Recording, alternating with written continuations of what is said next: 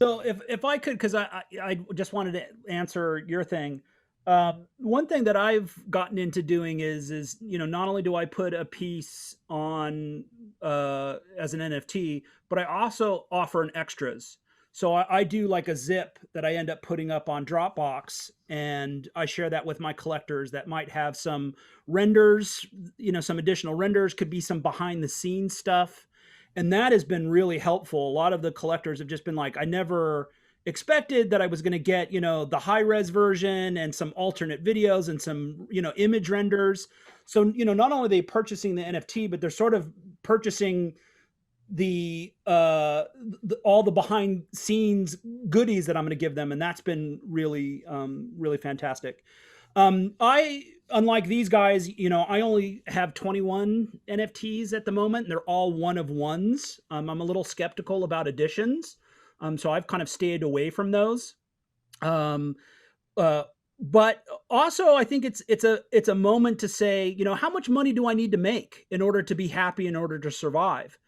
And so, like my last two pieces on Super Rare, I gifted to two female creators that are in the space, so that I'm using my profile again to shine a light on other creators that are in the space that I think if somebody's coming through me, they can see, oh, who are these other, two people that, I've gifted, in hopes that they would end up collecting their work, in hopes that I blow up and they flip my work for money.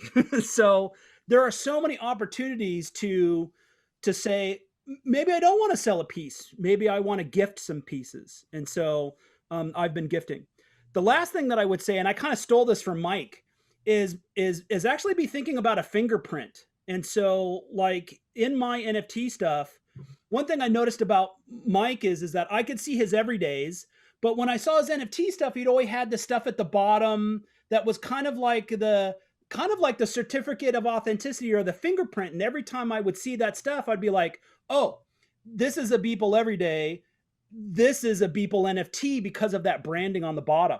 And so I started doing that, and it almost has become like a fingerprint that I think is very valuable that people should be thinking about. Um, Highly valuable.